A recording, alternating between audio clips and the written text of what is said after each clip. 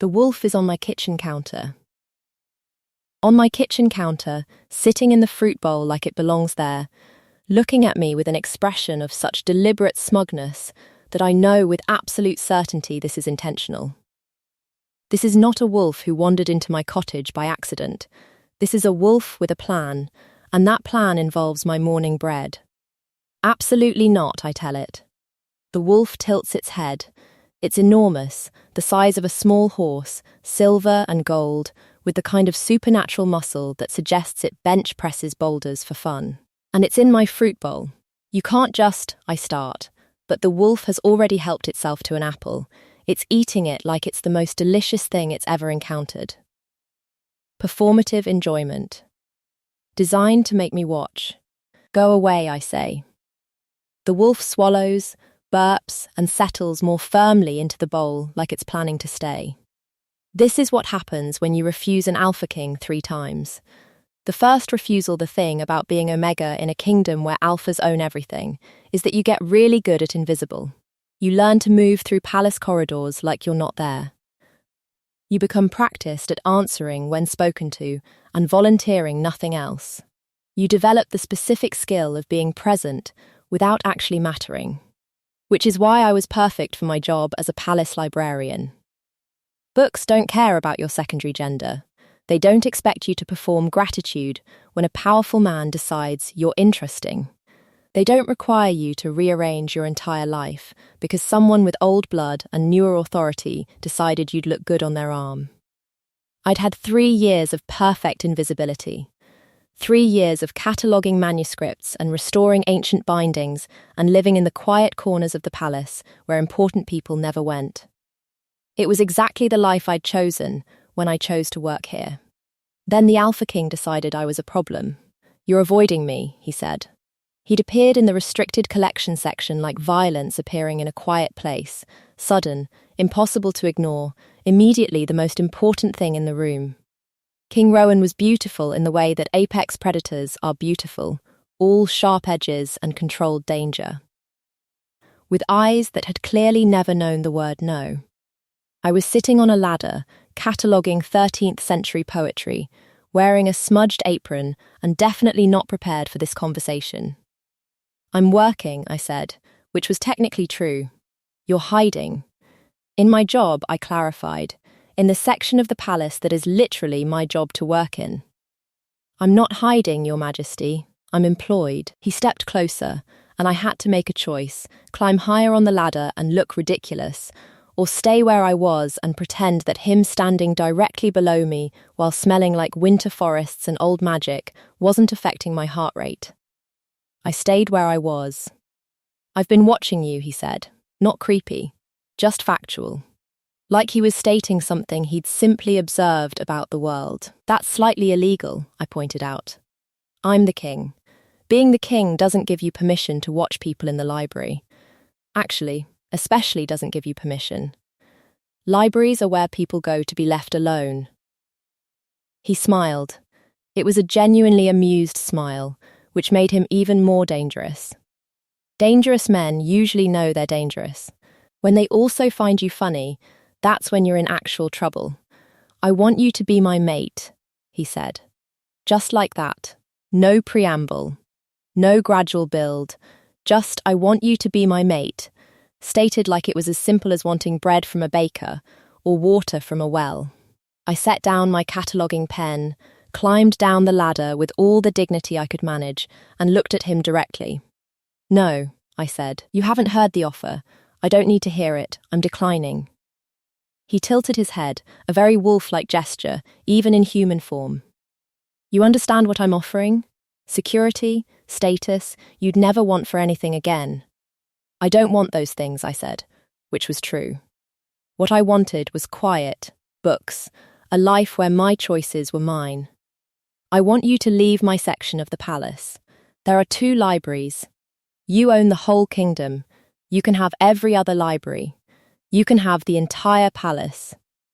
I'm asking for the restricted collection and the small cottage they provide. That's my offer. And if I refuse?" I picked my pen back up and returned to the ladder, Then I'll request a transfer to the Royal Archive in the Southern Province. I hear they need someone with my qualifications. I'd rather not, but I will." There was a long silence, the kind of silence that means someone powerful is realizing they can't just take what they want, that sometimes people have requirements, boundaries, absolute refusals that aren't negotiable. He left. But when he left, he was smiling. The second refusal, the second time, he tried a different approach. He sent flowers. Beautiful flowers, the kind that don't grow in nature but only in royal hothouses, with petals the colour of sunrise and a scent that made you want to cry. There was a note, dinner. "Tonight, 8 o'clock. You'll love it." It was not phrased as a question. I sent them back with a note, "I have work, but thank you for the gesture. King Rowan, please stop." He didn't stop. The next day there was a dinner invitation anyway. Formal, embossed, absolutely impossible to refuse without giving offence to the entire kingdom. I was the palace librarian, and the Alpha King wanted everyone to know he'd invited me to dinner. I went, because refusing would have caused the kind of scandal that destroys quiet lives. And the dinner was, I had to give him credit, actually thoughtfully designed for me. The conversation never touched on bonds or claims or mating or any of the things I was expecting. Instead, he asked me about books, about the restoration project I was working on, about why I'd chosen the library over any other position in the palace. It was almost friendly, almost like he was just interested in who I was as a person and not as a potential omega to claim. Almost, "There's something I need to tell you," he said, over dessert that tasted like honey and starlight and probably cost more than my annual salary. I set down my spoon. "Your Majesty, Rowan, Your Majesty, I understand what this dinner was. I appreciate the strategy. It was elegant. But it doesn't change my answer. You haven't given me one yet. I'm giving it to you now." "No. Thank you for the thought, but no." He didn't argue. He just watched me finish the dessert, which I did, because I'm not one to waste expensive food, and then he walked me back to my cottage personally, which sent every person in the palace into a tizzy about claiming ceremonies and bonding dates. When we got to my door, he did something unexpected. He offered his arm. Like a gentleman, like we were at a ball, and he was walking a lady to the next dance. "Think about it," he said, not unkindly. "I won't," I told him, "but I appreciate the evening." He smiled again. That smile that suggested he was playing a game I didn't fully understand yet. "You will. Eventually, people always do, once they understand what I'm offering." "I'm not people," I said. "I'm an omega with a library card and absolutely no interest in changing that situation. Please stop, Your Majesty. I mean it." He left still smiling. But he was already planning something. I could see it in the way he walked, in the deliberate angle of his shoulders. He'd decided that this wasn't a no. It was just a not yet. That's when I should have been worried. The third refusal happened at the palace ball. He hadn't invited me, but that's almost worse, because it meant he'd arranged for me to be invited by someone else. The Duchess of the Eastern Reaches, who meant well and had no idea she was facilitating a courtship I'd explicitly declined. She'd sent a beautiful dress and a carriage and the kind of letter that made it impossible to refuse without being rude to someone genuinely kind. So I went. And of course he found me. "You came," he said, appearing at my elbow like he'd been waiting for exactly this moment. Which he had. He'd definitely been waiting. The Duchess invited me. It would have been rude to refuse. "But you refused me. Twice, 3 times if you count the first time in the library," I said. "And you're right, which is why you should have accepted it. Dance with me." "No, it's just a dance. One dance. Then I'll stop pestering you. I promise." He was lying. I could smell the lie on him. But he was also the Alpha King, and there was an entire ballroom full of people watching us, and refusing would have caused a scene that would have followed me for the rest of my career at the palace. So I danced with him. And it was, I have to be honest here, absolutely infuriating because it was good. He was strong and careful, and he led me through the dance like he was making a promise with his body that his words couldn't say. Like every turn was a question, every held breath a plea. "I'm not going to claim you by force," he said, as we moved through the steps. "I'm not that kind of alpha, but I'm also not going to stop trying. Not until you tell me why you're really refusing. Because it's not that you don't want power or security or status. It's something else. It's that you're afraid. I'm not afraid. You're afraid that if you let yourself want something, you'll lose it. That if you choose comfort, it'll be taken away. That if you matter to someone, you'll be used." I stopped dancing. "You don't get to do that. You don't get to tell me what I'm thinking or feeling. You don't get to act like you understand me better than I understand myself. That's not alpha privilege. That's violation." He stepped back immediately. "You're right. I'm sorry. That was. I overstepped. You did. But I'm still not going to stop trying." "Then we're done here," I said. "This was the last time. I'm requesting a transfer tomorrow morning. I'm going to the southern province. And you're not going to follow me, because that would be crossing a line even an alpha king doesn't get to cross." I left the ballroom, I left the palace, I left everything, and moved 3 provinces away to a small cottage on the edge of a forest, with a library that needed restoring and a quiet life that was absolutely, completely, definitively mine. For exactly 2 weeks, the wolf arrives, the wolf shows up on a Tuesday, not in my cottage, just in my life. First, I see it watching me from the forest edge while I'm hanging laundry. Then it's waiting by the well when I go for water. Then it's apparently decided my garden is a good place to nap, and it's sprawling across the herb section like it owns the place. By the time it appears in my kitchen, I'm not even surprised. "Go away," I tell it. The wolf looks at me. Yellow gold eyes, ancient and knowing, and absolutely amused. Those are definitely the Alpha King's eyes. This is definitely his wolf form, just casually breaking into my new cottage like boundaries are a suggestion. It shifts back into human form, right there on my kitchen counter, all suddenly long limbs and bare skin and that smug expression, looking incredibly pleased with itself. "Hello," Rowan says. "Sitting up in the fruit bowl like this is perfectly normal behaviour.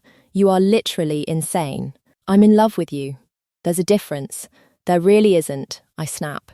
"Get off my counter. Make me." That's the moment where I realise this has all been a very elaborate game to him. That refusing 3 times didn't feel like rejection, it felt like flirting. That me moving 3 provinces away wasn't a boundary I'd set, it was a challenge he'd decided to accept. And now his wolf was in my kitchen. The chaos here's what happens when an Alpha King's wolf decides to just move in. Day 1, he eats all my food. Not in a malicious way, just in the way that suggests his wolf form has a metabolism the size of a horse and hasn't been eating specifically since I left the palace. The pantry goes from well-stocked to empty in about 6 hours. Day 2, he builds a shelter in my garden. An actual, elaborate shelter, made from fallen wood and wolf cleverness, positioned directly where I can see it from my window. When I try to tear it down, he just rebuilds it. It becomes a thing, a war, a daily argument about property boundaries and what constitutes harassment. Day 3, he learns to open my doors. All of them. Locks mean nothing to a supernatural creature with opposable thumbs and the absolute certainty that where I am is where he should be. I wake up to find him asleep on my couch. I go to the outhouse and he's just there, making it impossible to have privacy. I take a bath and he sits outside singing, actually singing, off-key, deliberately, until I let him in. "This is violation," I tell him. "This is romance," he corrects. "Making himself comfortable on my bedroom floor like this is fine." In the old stories, the wolf wins by persistence.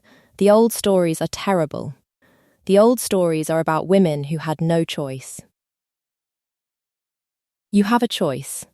You're choosing to feed me breakfast, to let me help with your garden, to talk to me about books while you're shelving them. You're choosing every day to engage with me instead of refusing. I'm choosing not to stab you in your sleep, which is rapidly becoming the harder choice. But here's the thing about having someone refuse to leave. You start to notice things you weren't prepared to notice. Like the way he actually listens when you talk about the ancient texts you're restoring. Like how he learns the names of the plants in your garden and starts building trellises for them without being asked. Like how he's somehow managed to figure out your favourite tea and has it ready on mornings when you wake up grumpy. Like how, incredibly against your will, you start to like having him around. It's infuriating. The pivot, why are you really doing this? I ask him one evening. We're sitting on the porch of my cottage, watching the sunset, and his wolf form is sprawled across the steps. Head resting on my lap, because he's somehow convinced me this is acceptable. It's not. I'm allowing it anyway. Because I love you, he says simply. You barely know me. I know you're brilliant. I know you're strong. I know you're the only person in 3 provinces who's ever treated me like I'm just a person and not a crown. I know that when you laugh, which you do, rarely and carefully, it's like you're giving me something precious you usually hide. I know you've spent your whole life making yourself small to stay safe, and I'm done watching you do that. I don't say anything because saying something feels dangerous. Feels like choosing. I'm not asking you to claim me, he continues. I'm not asking you to marry me or come back to the palace or give up your quiet life. I'm asking you to let me be in it. To let someone see you. To stop disappearing just because you're afraid of what happens if someone finally decides you matter. You don't get to make assumptions about my trauma. I'm not. I'm just saying, I'm here. And I'm staying. And every day you let me stay is you choosing something different from what you chose before. That's growth. That's change. That's you being brave. It's the wrong thing to say, and I tell him that. It's manipulative and presumptuous, and he's still treating my boundaries like they're suggestions. But it's also, when I really examine it, true in a way that makes me angry at myself for noticing. Because he's right. I've been letting him stay. Every day I could use my new authority to tell him to leave. To make it stick. To go back to being the invisible Omega I've always been. And I haven't. The choice takes 3 months of him being in my cottage, sleeping on the floor because I refuse to give him a bed, eating my food, helping with my restoration projects, making me laugh when I'm trying desperately not to, before I finally say something different. If you're staying, I tell him, we need rules. Okay. He says, like this isn't a complete reversal of everything I've been saying. Real rules, not alpha things. Not king things. Just respect. You ask before you do things. You don't make decisions for me. You don't assume that because you want something, I owe you anything. You don't treat my cottage like it's a palace you own, and you don't treat me like a prize you've won through persistence. Those are good rules, he agrees. I'm not claiming you back. I'm not. This isn't some grand love story where I surrender to the inevitability of the alpha. I'm allowing you to stay because I've decided to, and that can change. I understand. You might have to actually leave. If this stops working or if I change my mind, you leave. No arguments. Okay, he says it so simply, so completely without fanfare, that I realised this was the thing he was waiting for all along. Not my surrender. Not my acceptance of his claim, just my choice. Just me deciding, every single day, that he was worth having around. Just me choosing something different from invisibility. Epilogue. The garden a year later, the cottage looks different. There's a real shelter now, not a wolf-built ramshackle thing, but an actual structure that we designed together. There's an expanded library because I needed more shelves, and he builds like he's determined to prove that being an alpha king doesn't mean you can't learn carpentry. The garden is twice the size because we've been steadily converting more of the forest edge into growing space. And this morning, I wake up to find him already awake, making breakfast. He's learnt to cook. Not because I asked him to, but because he wanted to. He's learnt to be patient with my bad days, my quiet days, the days when I need to disappear into the books and not interact with anyone, even him. He's learnt that love isn't about persistence or pursuit. It's about showing up, making breakfast, building trellises, and asking before he touches my things. It's about choosing. Every day, over and over. Come eat, he says, and he says it like a request, not a command. Like I could say no and he'd accept it. I could say no. That's the thing he finally understood. I could refuse him for a fourth time, fifth time, as many times as it took, and he'd leave. Because that's what he promised. But I don't say no. I say yes. Not because his wolf wore me down, or his persistence paid off, or the old stories say that's how it ends. I say yes because somewhere between the fruit bowl incident and the carpentry and the breakfast he's making with flour in his hair, I decided that this was the life I wanted. That he was the life I wanted. And that's so much scarier and more powerful than any claim could ever be. Because it's a choice. And tomorrow, I'll choose again. And the day after that. And every single day after, I'll wake up and decide whether to stay or leave, and he'll wake up and decide whether to stay or go. And we'll choose each other, over and over, in the small moments and the big ones. That's the story his wolf was waiting for all along. Not her surrender, just her choice.